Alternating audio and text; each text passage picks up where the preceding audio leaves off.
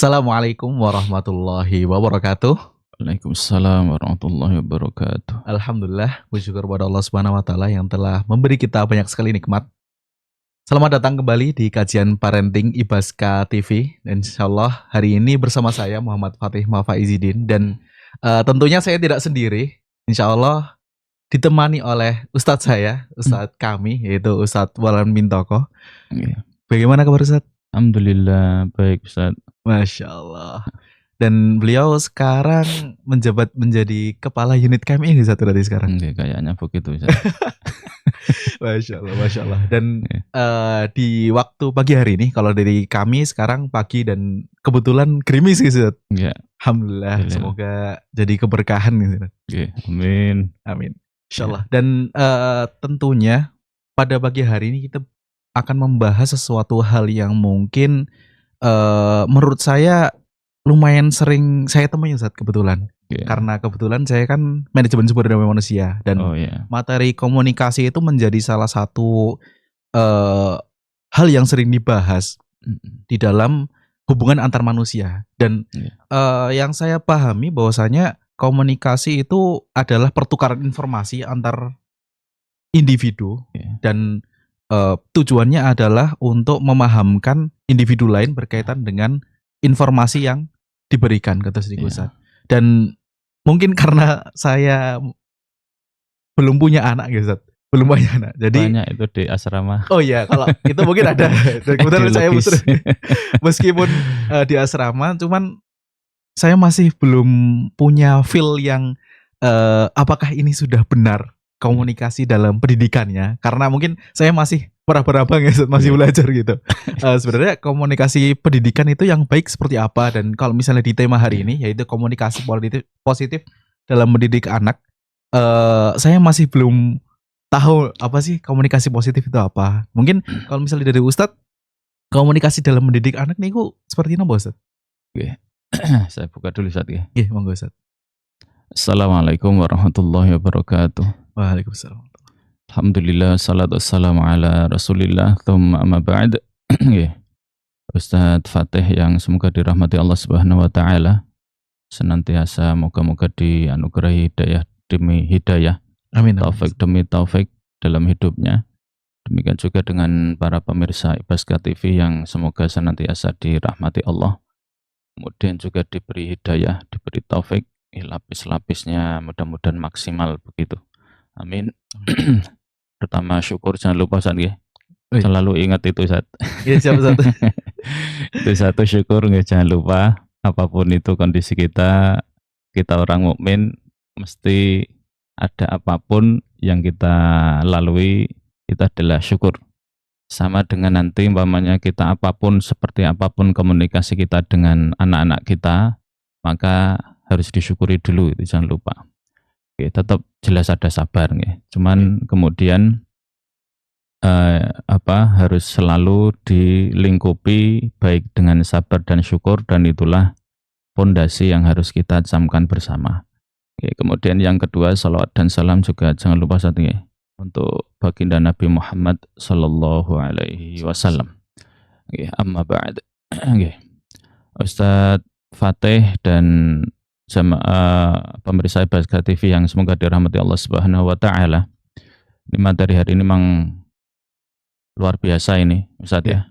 Kalau dalam bahasa Arab, kalau yang dulu saya pelajari di Sudan dulu itu, tapi bukan di kelas ya, dibaca sendiri ya. Masya Allah. Itu ada buku namanya ya sama dengan ini, yaitu At-Tarbiyatu bil Hiwar. Jadi memang mendidik dengan dialog ya, sama kan, kita mirip ya. Jadi intinya mendidik dengan pola komunikasi begitu. Jelas mendidik itu dulu pernah kita sampaikan, mendidik itu membangun diri seorang anak secara utuh ya. Membangun diri anak secara utuh. Kemudian banyak sekali wasilah ya, banyak sekali sarana dalam rangka kita mendidik anak. Kemudian yang paling tinggi dari itu dikatakan sebagian ulama ya, minimal ya, itu adalah qudwah. Jadi teladan. Itu sarana yang paling tinggi, intinya paling penting. Mau nggak mau harus ada begitu. Nah, kemudian di antara wasilah atau sarana pendidikan yang bagus tadi, yang penting tadi itu adalah al-hiwar, ya, saling bicara, komunikasi, dialog. Jadi itu salah satu memang dalam agama kita, dari ajaran Al-Quran, kemudian dari sunnah Nabi, itu betul-betul ada inti-intinya yang itu kemudian dirangkum oleh para ulama. Jadi bahwa yang namanya pendidikan itu betul, qudwah itu jelas harus, tetapi di situ juga harus diiringi dengan komunikasi yang baik begitu. Nah, sedangkan secara pengertian jenengan tadi sudah menyampaikan komunikasi itu tabadul, ya. Jadi saling memberi informasi, kemudian saling memahamkan, yang nanti harapannya kemudian saling mengenal. Setelah mengenal harapannya ya saling sayang lah, intinya begitu Ustaz ya. Saling sayang, saling mengerti begitu, karena saling sama-sama mengetahui apa yang dalam isi hati kita. Ketika kita nyampaikan satu hal menurut kita bagus, paling ideal, ternyata setelah kita sampaikan ada pendapat lain yang mungkin juga dari sudut pandang orang tertentu. Hanya kemudian kita komunikasikan, setelah itu akan ada hasil yang harapannya itu membuat kita ridho semua.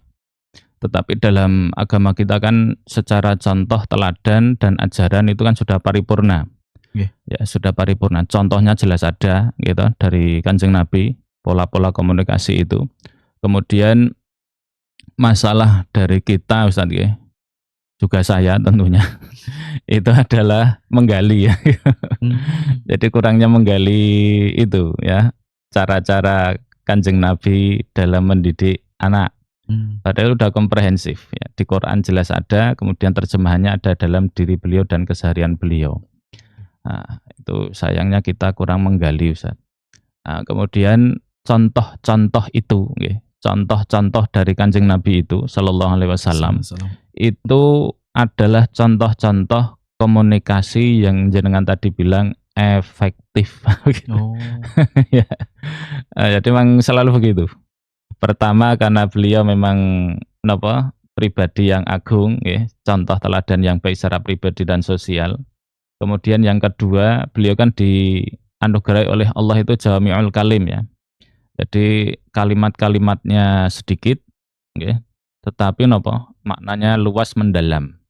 Itu jawami'ul kalim, hanya beliau yang diberi. Maka memang beliau kalau menyampaikan hadis itu kan ringkes, tapi maknanya dalam. Kalau disyarah oleh para ulama akhirnya panjang sekali. Itu luar biasa. Nah itu tadi, kemudian ya memang kurangnya kita adalah menggali cara-cara beliau tadi. Nah, lantas komunikasi yang efektif itu seperti apa? Kalau kita lihat di referensi kamus yang namanya efektif itu kan terkait dengan pencapaian tujuan Ustaz. Jadi apapun itu yang kita lakukan, dalam hal ini konteksnya adalah komunikasi dalam mendidik anak, itu harus menuju kepada tujuan yang kita inginkan. Nah, jadi komunikasi kita kalau sudah sampai untuk betul untuk mencapai tujuan itulah efektif. Komunikasi yang efektif. Lah, yang jadi masalah adalah tujuan kita dalam mendidik anak itu apa? Jadi tujuan kita dalam mendidik itu apa? Nah, kalau dalam Islam jelas. Jadi tujuan kita dalam mendidik ya, dalam tarbiyah Islamiyah itu kan tujuannya memang kita itu mengantarkan anak untuk bahagia dunia akhirat ya. Sukses di dunia, bahagia di akhirat. Cuman yang paling pokok, dan itu yang sangat ditekankan di pondok kita tercinta. Jangan cinta nggak pondok kita? Insyaallah. Makanya jangan balik lagi ya. Jadi setelah lulus balik lagi itu tanda cinta. Jadi apa tadi saja? Tanda cinta. Tanda cinta. Jadi intinya adalah tanda bahwa seseorang itu berhasil itu kan berhasil dalam mendidik ya. Mendidik anak itu adalah anak itu harapannya di dunia sukses, kemudian di akhirat bahagia. Lantas begitu. bahagia seperti apa, sukses seperti apa gitu. Lah kalau sukses di dunia kira-kira jenengan sukses seperti apa itu kan harus dipikirkan. Cuman cuman yang sangat ditekankan ya itu adalah kedekatan kita kepada Allah. Oke, kedekatan kita kepada Allah itu tujuan pendidikannya itu. Makanya yang sangat ditekankan di pondok kita tercinta oleh almarhum Ustadz Mu'in ya. Itu adalah kita berhasil mendidik anak adalah ketika alumni kita semakin tinggi dia, semakin hebat dia itu semakin dekat dengan Allah. Kalau sudah dekat dengan Allah, dekat dengan ridhonya begitu. Nah, maka di sini kita tidak peduli ya, anak kita nanti itu mau jadi polisi, mau jadi hakim, mau jadi guru besar mungkin ya, dosen, mau jadi guru di sekolah dasar ini enggak terlalu dipentingkan. Ya penting itu, tetapi yang lebih penting dari itu adalah adalah dia dekat dengan Allah, dia ibadahnya baik, masyarakat juga baik begitu. Nah, maka kemudian kita ketika mendidik anak ini dikatakan efektif dalam berkomunikasi itu adalah ketika kita bisa mengantarkan anak ini dengan dialog tadi salah satunya, tentunya ditambah qudwah dan seterusnya, itu harapannya dia semakin dekat dengan Allah. Nah, itu akhirnya kedekatan itulah yang mengiringi anak tersebut di sepanjang hidupnya. Akhirnya kalau dia umpamanya jadi guru, kemudian ada masalah dengan muridnya, maka yang terdetik dalam benak dia adalah minta tolong ke Allah. Terus begitu kemudian akhirnya karena dia cinta kepada Kanjeng Nabi, cinta Al-Quran, akhirnya apa yang dicontohkan oleh Kanjeng Nabi dalam hal komunikasi itu diterapkan kepada para santri. Itu kurang lebih komunikasi efektif itu seperti itu. Jadi intinya adalah mencapai tujuan paling utama adalah bahagia dunia akhirat. Tetapi kan kemudian di situ ada tujuan-tujuan yang istilahnya stasiun-stasiun ya, stasiun-stasiun tujuan yang harapannya itu menjadi pemberhentian yang nanti itu terus sampai kepada tujuan akhir, yaitu bahagia tadi dunia akhirat. Ya, kemudian konsep sukses di dunia itu yang harus kita camkan betul ketika kita mendidik anak. Dan itu di dalam bahasa Al-Quran ada gitu, kemudian disimpulkan oleh para ulama itu adalah menjadi pribadi yang muflih. Ya, pribadi yang muflih. Muflih itu dari kata falah Ustaz yang sering kita artikan dengan beruntung bisa, dengan menang bisa, dan itu sering dipanggilkan begitu ya, diserukan oleh para muadzin hayya 'alal falah. Hayya 'alal falah, kita disuruh terus untuk itu gitu. Cuman kan kadang kita komunikasi dari Allah itu ya, itu kadang kita enggak ngeh ya, untuk jawab saja ya nanti dulu. Bisa jadi begitu. Ya sudah, komunikasi kita dengan Allah ya na'udzubillah tapi ya lemah bisa jadi, karena dipanggil saja enggak jawab, disuruh untuk segera al-falah saja, mendapatkan falah saja dengan sholat saja belum bergerak begitu. Maka emang ya harus kita mulai betul dari diri kita untuk memperbaiki diri, dari pola komunikasi dengan diri kita aslinya. Komunikasi kan kadang untuk diri kita juga. Seperti apa itu namanya? Percakapan dengan diri sendiri saja. Itu ada istilah khusus itu aslinya ya. Apa itu? Introspeksi ya, mungkin introspeksi atau koreksi diri atau muhasabah lah itu kita. Jadi kita ngobrol gitu, apakah saya ini itu begitu. Itu pada diri kita diperbaiki, kemudian harapannya kepada orang lain juga begitu, khususnya dalam hal ini adalah pada anak. Pada anak begitu. Siap. Berarti tadi yang saya simpulkan adalah berkaitan dengan komunikasi yang positif itu berhasil dilakukan kepada anak, berarti tujuannya adalah ya kalau misalnya anak itu terjadi mengalami masalah atau mungkin dalam kehidupannya, maka dia mengingat Allah gitu. Pertama itu kita ya dia unsur tawakal kan itu dia itu peka sekali sehingga apapun yang terjadi adalah Allah yang terdetik pertama. Setelah itu baru cari wasilah. Wasilah yang yang nisbi. Wasilah nisbi ya dari manusia gitu. Akhirnya kadang ada yang konsultasi, ada yang ngobrol, ada yang curhat, tahu-tahu dapat inspirasi kan ada. Siap. Nah, ini kan kalau semisal kita lihat dalam kehidupan sehari-hari, pasti ada namanya anak nakal nih Ustaz. Anak nakal sebenarnya itu adalah fitrah ya Ustaz. Jadi kata antum itu nakal itu. Ya karena tidak sesuai dengan apa yang mungkin kita inginkan gitu. Jadi mungkin kan nakal itu artinya luas. Cuman kalau yang saya pahami adalah nakal atau mungkin jelek dan sebagainya itu ya berarti tidak sesuai dengan keinginan kita. Kalau semisal dari pendapat Ustadz, apakah komunikasi yang mungkin jelek atau mungkin komunikasi yang tidak efektif, komunikasi yang tidak positif, apakah berpengaruh kepada anak-anak nakal itu? Atau mungkin dari Ustadz punya pandangan lain tentang anak nakal itu? Ya, jelas istilah nakal itu saya agak sulit ngucap ya. Kenapa Ustadz? Karena memang kalau dibilang aktif kemudian salah arah itu saya agak ini ya. Cuman kalau nakal itu mungkin saya agak menjauhi begitu Ustaz. Ketika mendidik anak, kemudian apalagi ketika nyampaikan ke anak, kamu anak nakal lah, itu saya kok kayaknya nggak pernah gitu. Harapannya nggak pernah. Intinya antum ini sekarang sedang umpamanya santri ya, karena tujuannya belajar kok malah melanggar. Ya saya nggak bisa mengatakan dia nakal, kamu ini sedang melenceng dari tujuan awal antum untuk belajar. Akhirnya ini Ustadz itu pengennya membantu kamu untuk lurus lagi, entah dengan nasihat, kalaulah harus dihukum sesuai prosedur ya harus dihukum, tetapi intinya adalah dalam rangka saya sayang kepada antum begitu. Jadi begitu. Tapi itu nggak usah diperdebatkan ya. Nakal, dibilang nakal juga boleh, kan ada istilah kenakalan remaja ya. Tapi kalau ada kenakalan remaja itu saya kok milih pendapat diawali dengan kenakalan dari orang tua gitu. Saya bilang begitu. Bisa jadi kenalan dari gurunya juga. Makanya kemudian yang disampaikan dalam patah Arab itu anak-anak ya, al-abna'u itu jawahir.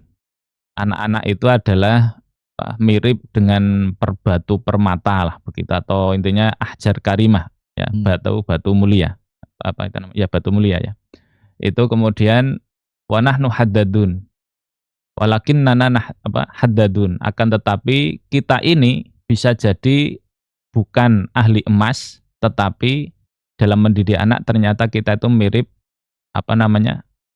tukang besi. Haddad. Jadi tukang besi. Jadi bayangkan saja umpamanya kita nggak pernah belajar tentang pendidikan anak itu yang jelaskan fitrahnya kan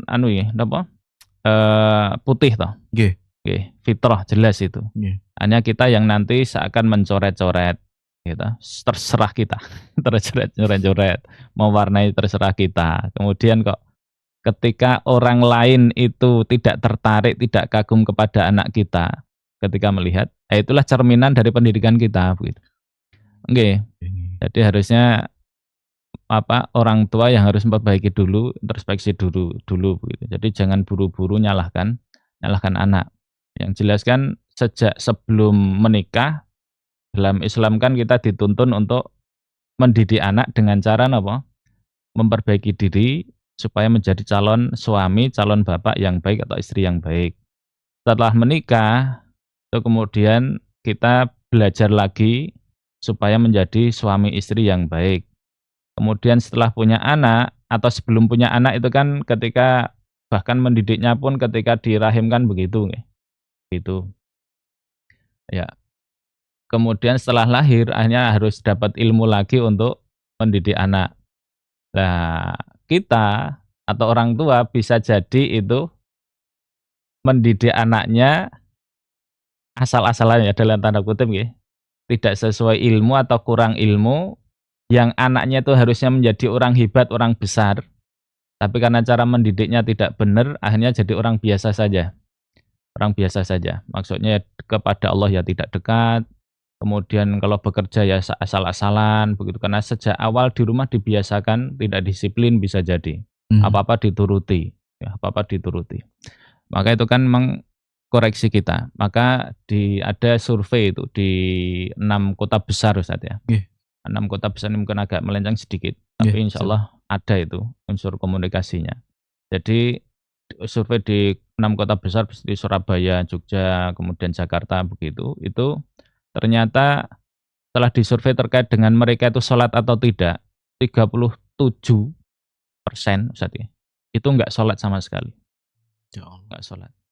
Dari remaja ya, atau intinya yang muda lah. Itu kemudian 40 itu yang tertib, lumayan ya, lumayan. Maaf, kebalik itu. Kebalik. Jadi yang 37 itu yang tertib gitu. Kurang lebih begitulah. Intinya kan besar itu. Entah yang 37 entah yang 40 kan besar sekali. Kemudian yang sisanya itu belang bentong, bolong-bolong, bolong-bolong. Maka kemudian ya sudah, ketika anak kita seperti itu mestinya ya itulah cerminan hasil pendidikan kita ketika di rumah awal. Ya, di awal. Karena kita diberikan waktu tadi mulai dari sebelum nikah sampai punya anak, ketika sampai anak usia sekolah kan itu yang didik kan orang tua. Ya, murnilah dalam tanda kutip murni tangan mereka berdua begitu. Kalau ada yang mencampuri mungkin kakek neneknya, mungkin yang mereka ada di rumah gitu. Nah, setelah berapa tahun ini baru dikasihkan ke sekolah. Itu pun mereka juga nggak boleh lepas tangan.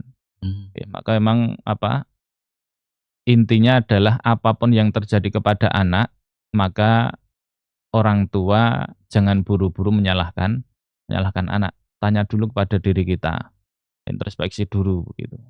Maka saya sangat tertarik sekali, moga-moga wali santri atau wali murid itu seperti ini. Iya, ngapunten kalau agak melebar. Itu ada wali santri tadi ini pondok lain ya, di pondok lain.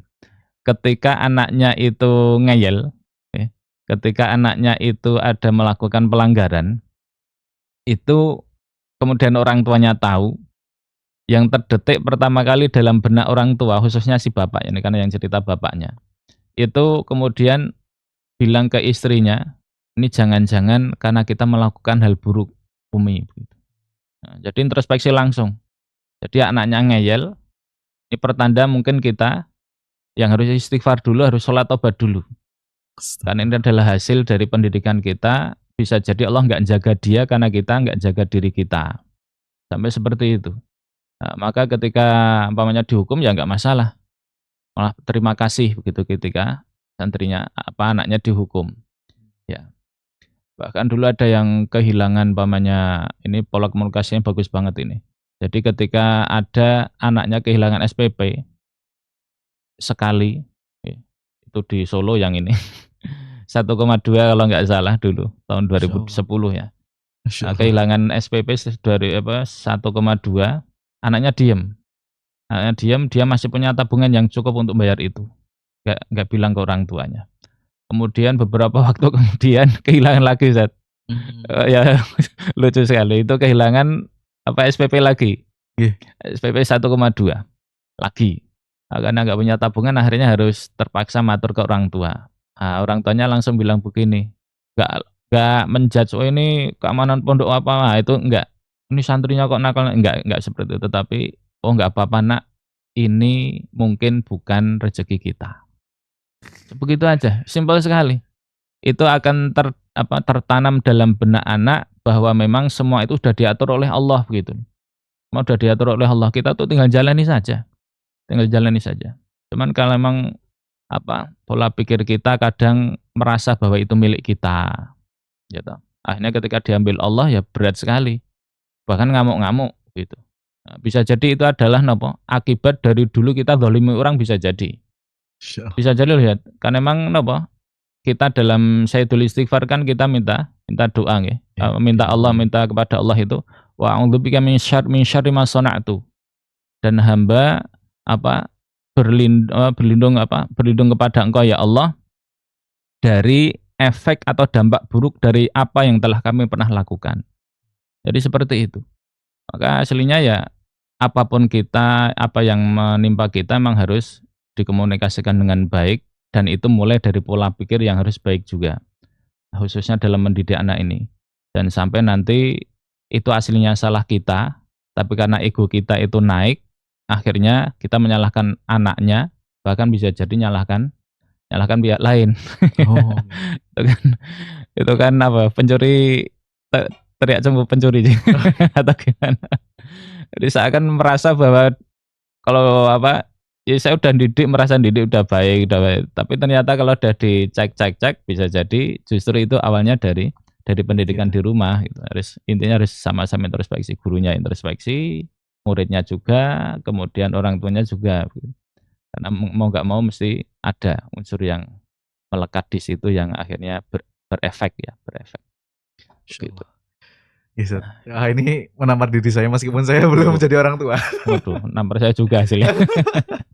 Yes, berlanjut mengenai ini Ustaz.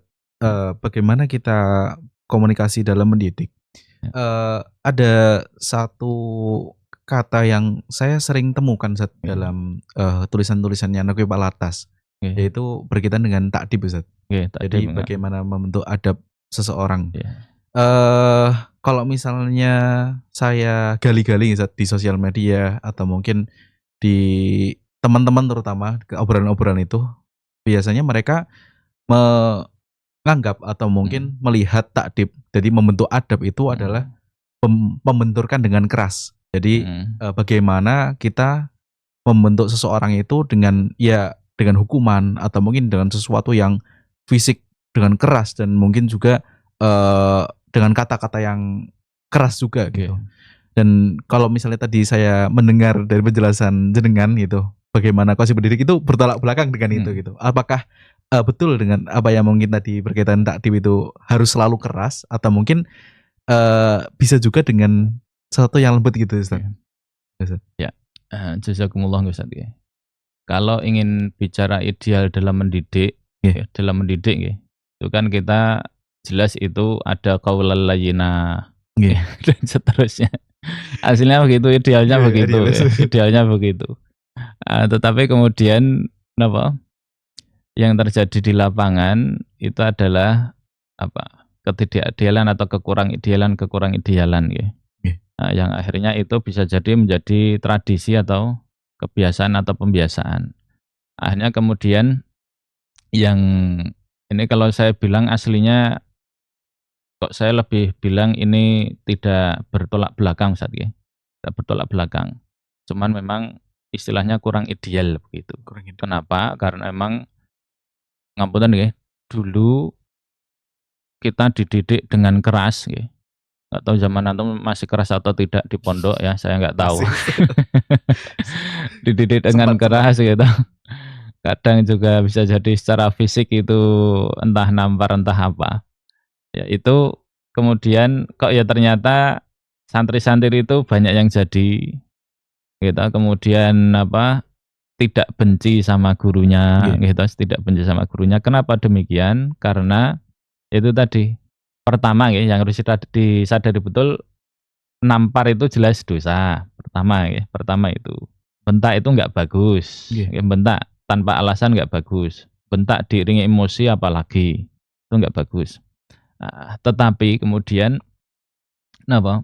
ketika itu dilakukan istilahnya itu dilakukan memang tanpa kontrol diri ya, akhirnya lepas kendali, itu jelas salah. Tetapi dalam pendidikan kita itu indah sekali yang dirumuskan para ulama. Jadi apapun yang dilakukan oleh guru kamu itu adalah mirip mayat yang di hadapan pengurus jenazah. Jenazah di hadapan pengurus jenazah. Kamu mau diapakan pun terserah sama guru kamu. Jadi yang ditanamkan betul kepada kami dulu, akhirnya apapun yang dilakukan guru itu ya sudah kami terima, dan memang apalagi ketika kami salah ya, kita salah, ya sudah saya salah, mau diapakan pun sama guru saya enggak masalah gitu. Saya juga enggak akan lapor polisi, enggak akan lapor orang tua. Orang saya salah ngapain begitu. Akhirnya ya sudah. Itulah yang kemudian si santri ini dia ridho dengan gurunya gurunya. Mungkin bisa jadi karena emosi tadi lepas, dia pun kemudian setelah sadar akhirnya beristighfar, mungkin juga minta maaf bahkan gitu. Kemudian dia akhirnya ridho kepada muridnya. Hanya ridho ketemu ridho, Ustaz. Enggak no? Ridho ketemu ridho yang membuat itu akhirnya ketika santri keluar dari pondok, lulus, itu dia nggak ada masalah sama gurunya pun ridho dia keluar ya dengan tanpa ada beban di hati atau goresan buruk di hati dan benak gurunya. Sehingga akhirnya ya sama-sama nyaman begitu, sama-sama nyaman.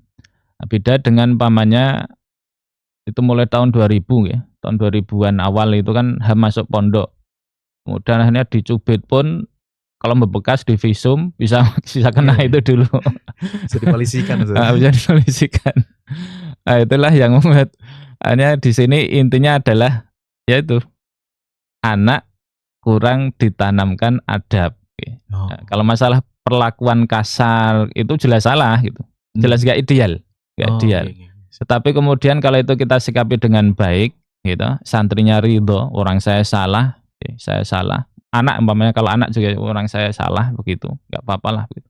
Akhirnya ya sudah, itulah yang nanti membentuk dia untuk bisa lebih matang. Jiwanya jadi lebih kokoh begitu. Nah, jadi ketika diterpa masalah dia itu udah biasa dulu sama orang tua gitu kan nggak masalah lah gitu. Jadi nggak cemen istilah anak sekarang mungkin ya. Jadi intinya begitu. Kalau masalah ideal memang itu jelas nggak bagus ya, nggak bagus. Tetapi terkadang ada itu ya, makanya seperti umpamanya ya ambil contoh umpamanya di pendidikan polisi atau apa itu ketika baris-baris kemudian diteriaki, itu kan teriak yang setahu saya ada prosedurnya lah, maksudnya digencet sedemikian rupa itu terus dibentak-bentak itu ya memang tujuannya supaya mereka kuat. Masuk polisi apa istilahnya itu secara mental nggak bagus umpamanya, nggak tegas atau bahkan ABRI umpamanya, dibentak sedikit tahu-tahu meleto, itu kan nggak cocok juga akhirnya. Nah, emang itu yang kemudian menjadi indah ya, kalau saya pribadi indah itu adalah ketika guru atau orang tua melakukan kesalahan meskipun awalnya emosi, setelah dia sadar itu akhirnya kemudian minta ampun kepada Allah, bahkan minta maaf kepada anak atau muridnya. Kemudian akhirnya muridnya ini yang pertama, kemudian yang karena tadi salah jelas ya, kemudian yang santrinya karena bersalah itu punya kesadaran adab kepada guru, kepada orang tua, itu saya salah, saya siap diapakan pun, dihukum apapun saya siap. Jadi adab itu yang akhirnya harus ditanamkan. Maka begitu, kalau ingin yang lebih efektif, pertama segala sesuatu masalah di dunia kalau tauhidnya kuat itu beres. Tauhidnya kuat. Nah, itu kan pondasi nggih. Jadi mau dulunya dibentak atau tidak, kalau tauhidnya beres ini, ya nggak masalah mau dibentak sama orang siapa, saya nggak masalah begitu, nggak masalah. Kalau tauhidnya beres nih, kalau tauhidnya baik, pondasinya bagus begitu. Nah, jadi tidak perlu sebelumnya dibentak dulu supaya kalau dibentak orang kemudian tetap nggak masalah gitu. Itu akhirnya kalau tauhidnya ini bagus, maka apapun yang dulu dia terima itu dia tetap baik-baik saja, ya, tetap baik-baik saja. Nah, mau perang, nggak masalah, tauhidnya bagus gitu, ya tauhidnya bagus. Dengan tauhid ini pun dia mempersiapkan diri untuk jihadnya itu juga begitu. Untuk belajarnya juga mujahadahnya baik itu kalau tauhidnya bagus. Tapi yang jadi masalah tauhidnya kan, bisa jadi orang tadi dipanggil sholat aja masih keleler kan ya. Itu pertanda tauhidnya jelas ada masalah gitu. Jadi memang asal tauhidnya itu tertanam dengan baik, maka apapun yang terjadi sebelumnya itu enggak masalah sama sekali insyaallah. Dan ini yang dulu ada di satu kata bijak yang disampaikan oleh Ustaz Muin ya rahimahullah, itu kurang lebih memang segala masalah di dunia khususnya di bangsa Indonesia ini bisa diselesaikan dengan tauhid. tauhid dengan makna napa? Rahmatan lil alamin. Bukan tauhid terus secara apa-apa dipaksa gitu. begitu, enggak seperti itu gitu ya. Ini rahmatan lil alamin itu semuanya akan beres. Kemudian napa? Apa ini? Ketika kita berhadapan dengan anak ya, ketika kita berhadapan dengan anak, maka memang atau santri ya, yang kita ajukan itu, yang kita dahulukan ya maksud saya, yang didahulukan itu adalah memang ya harusnya kasih sayang, kasih sayang. Sehingga ketika bilang ke anak dan itu kalau hati yang bicara kan insya Allah terasa ya, terasa betul itu. Dan itu ketika santri pun saya ada guru-guru yang memang hanya cukup 1-2 kata itu beres. Saya bisa menyentuh langsung begitu.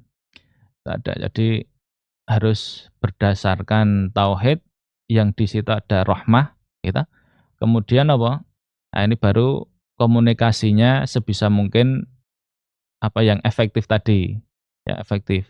Saya itu pengen menjadikan anak ini besok menjadi anak yang baik kepada sesama, yang kasih sayang kepada semua makhluk. Kalau saya sekarang membentak dia, mengajari dia dengan cara seperti ini, besok dia akan meniru saya. Maka dikatakan perilaku anak itu ya memang cerminan orang tua, cerminan pendidikan orang tua. Memang jangan sampai sekali-kali nyalahkan anak lebih dulu, harus introspeksi dulu. Nah, jadi kalau sudah seperti itu insya Allah beres. Nah, kemudian secara praktisnya, ini kan pondasi saja misalnya, pondasi dulu harus kuat, maka kemudian secara prakteknya memang harus sesuai dengan yang diajarkan oleh Kanjeng Nabi. Bayangkan saja, ya. Sudah masyhur sekali kalau ini. Bayangkan saja ketika ada, jenengan mesti sangat tahu juga, ada seorang pemuda izin zina itu loh ya. Gitu, ya izin, ya Rasulullah izinkan saya untuk berzina. Para sahabat kan memang itu vulgar sekali, ya. Hanya madza taqulun, pokoknya kok ngomong apa tuh kayak gini, pengennya dihajar lah intinya, dicela betul, dihujat begitu. Tapi kemudian Rasulullah dengan bijaknya udah biarkan dia. Biarkan aku ngobrol sama dia, ini komunikasi kan luar biasa. Akhirnya dengan tanpa rasa benci sama sekali, pemuda ini diajak dialog, diajak komunikasi. Komunikasi yang sangat efektif yang memang menggiring tadi itu bahagia dunia akhirat tadi. Akhirnya kemudian Mas gitu ya, Mas Fatih. Enggak, Mas, kalau kamu izin di sini ya, ya. Tapi tolong bayangkan ya, bayangkan saja kalau itu terjadi sama ibumu, kamu mau enggak? Wallahi saya enggak. Ya, aku akan jadikan diriku untuk tumbalmu wahai Rasulullah. Intinya begitulah. Jadi sumpahnya sumpah tingkat tinggi. Kemudian kalau untuk saudarimu, enggak juga. Untuk anakmu, enggak juga wallahi. Intinya sumpahnya diteruskan. Terus untuk bibimu, bibi dari bapak, bibi dari ibu, enggak sama sekali. Ya sudah. Orang-orang itu, ya, orang-orang selain kamu juga enggak ingin ibunya, anaknya, bibinya, pokoknya itu juga enggak ingin mereka itu berlaku zina atau dizinai orang, dilecehkan orang begitu. Hanya dengan begitu, hanya dia kemudian itu kan kalau dalam bahasa Arab iqna ya, percakapan atau komunikasi yang bisa merangkul, bisa membuat orang itu puas. Kemudian dia akhirnya tersentuh hatinya, itu iqna. Tersentuh hatinya. Akhirnya kemudian ya Rasulullah insyaallah saya tidak jadi. Terus akhirnya Rasulullah menyentuh dada pemuda tadi, kemudian mendoakan itu Allahumma tahhir qalbahu, kemudian waghfir dzambahu wa hassin farjahu. Apa artinya Ustaz? 1. Allahumma ya Allah tahhir qalbahu ya. Bersihkan. Ya, sucikanlah hati anak ini. 1. Ini kalau bisa dipraktekkan ya ke santri kayaknya. Iya, gitu. Bekal untuk besok. Jadi ketika ada santri ini tolong doakan gitu. Disentuh dadanya nih. Kemudian yang kedua, ampunilah dosanya. Nah, kemudian tolong ya Allah jaga kemaluannya. Jaga kemaluannya. Akhirnya setelah itu anak ini mikir untuk berbuat maksiat saja enggak. Khususnya zina tadi ya. Sampai seperti itu. Ya, jadi setelah diikna, dirangkul tadi, disentuh hatinya, kemudian ditambah dengan doa itu kan sempurna sekali. Padahal awalnya pengen zina yang dosanya jelas dosa besar itu. Tapi Rasulullah nyikapinya biasa saja, nggak ada emosi, itulah rahmah. Dan itulah yang memang ketika Rasulullah itu diutus ya memang untuk menjadi itu, untuk menjadi rahmah. Kalau rahmah kok kemudian bentak coba kayak sahabat umpamanya.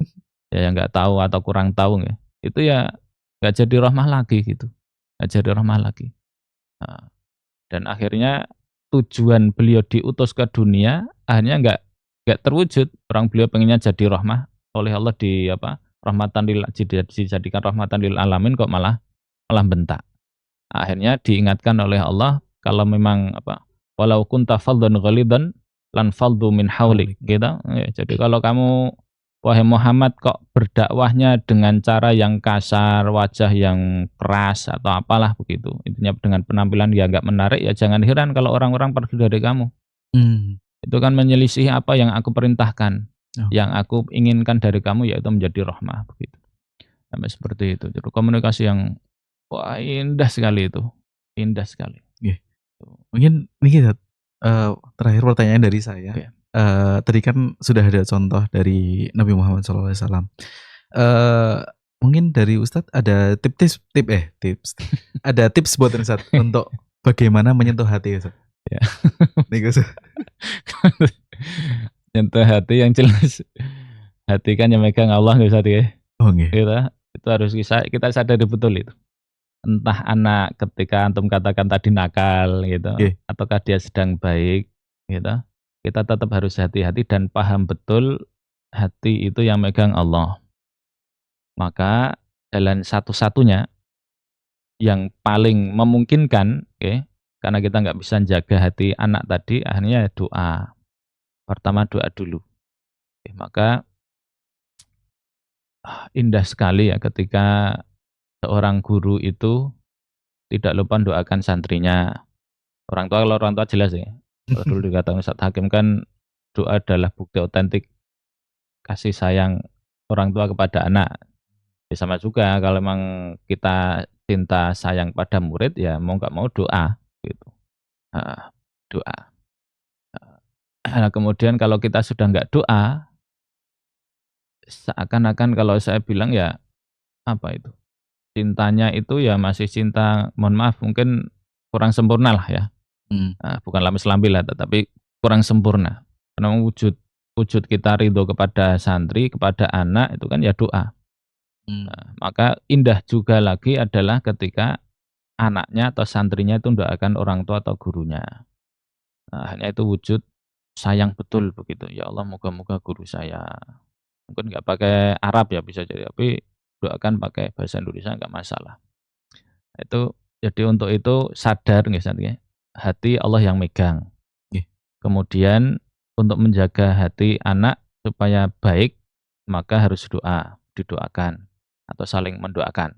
Nanti itu komunikasi doa akhirnya. Saling bersautan doanya kan. Akhirnya nyaman dan itu saya yakin terasa santri melihat gurunya ini kok nyaman begitu, kemungkinan gurunya itu yang doakan gitu. Dan mungkin juga tunduk, taat, di depannya nggak berani macam-macam, itu bisa jadi di depan guru ini nggak berani macam-macam, di depan guru yang lain mungkin pertilan bisa jadi. Ya, bisa jadi. Atau mungkin nggak mau nyapa apa-apa gitulah. Intinya insya Allah terasa. Kalau hatinya peka itu terasa. Itu jadi doa gitu. Kemudian itu tadi landasannya kita harus tauhidnya kuat. Sama, maksudnya tauhidnya kuat bagaimana? Kita itu diminta oleh Kanjeng Nabi untuk takhallaqu bi akhlaqillah. Kita itu diminta untuk berakhlak seperti akhlaknya Allah yang memungkinkan dan layak untuk kita tiru. Seperti Rahman Rahimnya. Kemudian toleransinya, itu halim ya, halim. Halim itu kan toleransi. Jadi kita itu bisa menghukum, bisa membalas dengan total begitu, tapi kita menahan diri. Itulah halim. Jadi kita bisa membentak-bentak anak, bisa nyuruh anak itu untuk berubah seketika umpamanya, Tapi kita nanti pelan begitu. Di prosesnya jelas. Nah, itulah yang kemudian secara praktek ya, kalau hati jelas Allah tadi. Secara praktek itu akhirnya kita kalau bisa berakhlak seperti Allah, Rahman Rahim, yang itu yang halus-halus, yang indah, yang jamaliyah. Kan asma Allah, sifat Allah ada yang jamaliyah, ada yang jalaliyah. Yang jalaliyah nggak boleh. Seperti qahar, mutakabir itu nggak boleh, nggak boleh. Suka memaksa, merasa paling tinggi, paling mulia, nggak bisa itu, nggak bisa ya. Yang kita pilih yang itu. Dan itu sudah tertanam dalam diri Kanjeng Nabi. Gitu. Akhirnya secara praktis itu memang kita harus belajar tentang sirah nabawiyah.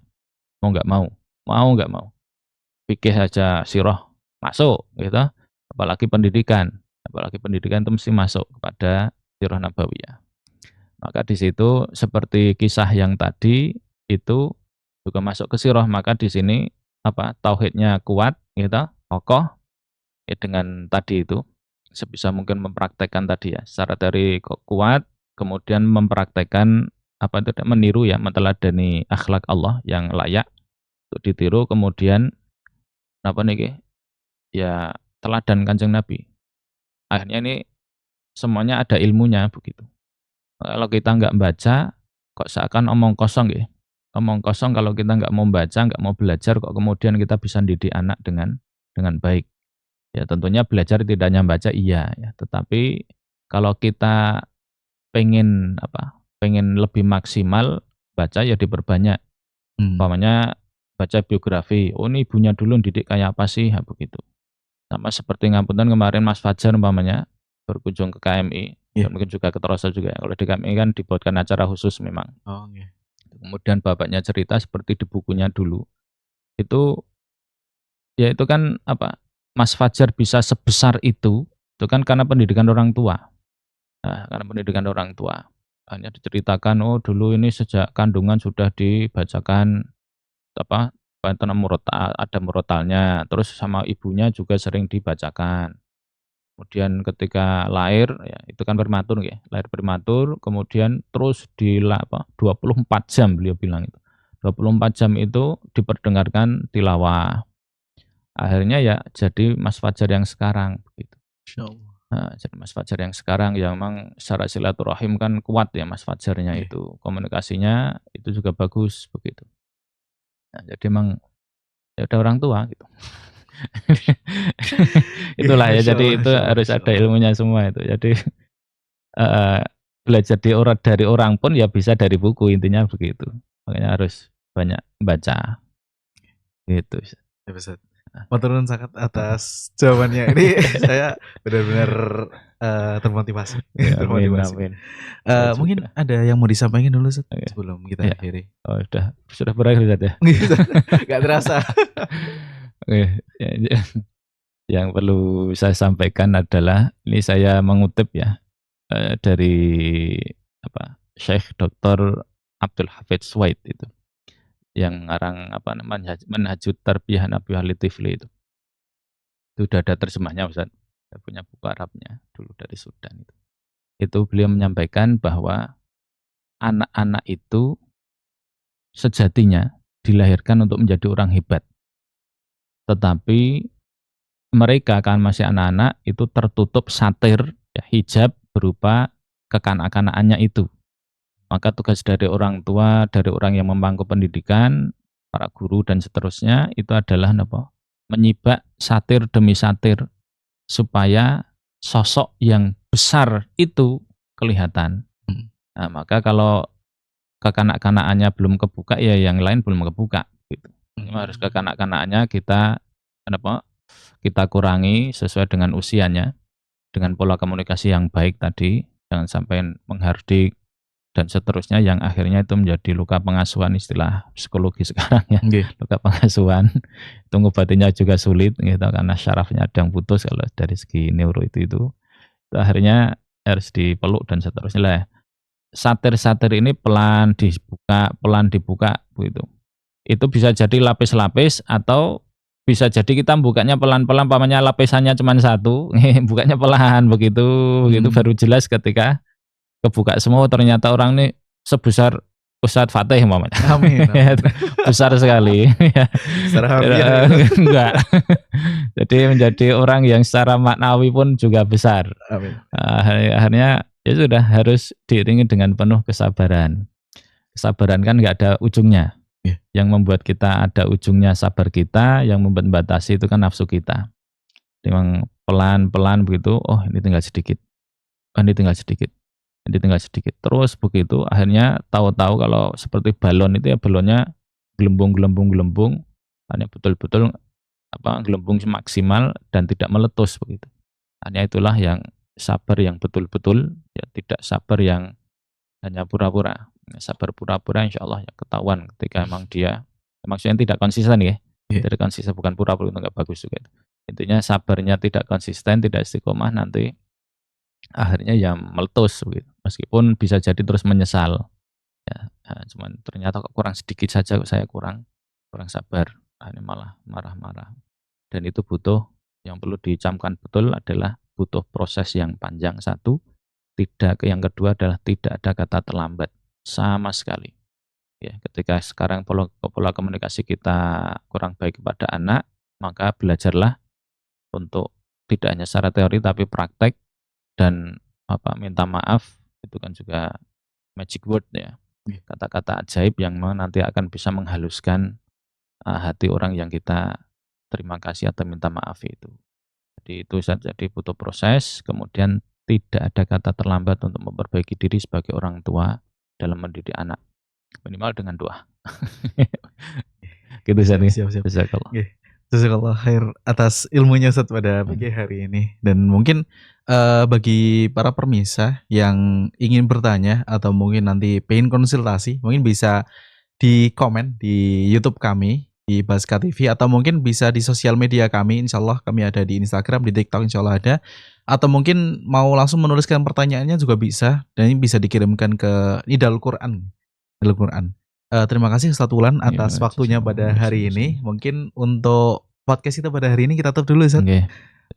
Mari kita tutup. Bagi para pemirsa, baik pagi, siang, malam, dimanapun kalian berada, bisa subscribe di channel YouTube kami, di like dan komen. Terima kasih. Kami tutup. Assalamualaikum warahmatullahi wabarakatuh. Waalaikumsalam warahmatullahi wabarakatuh.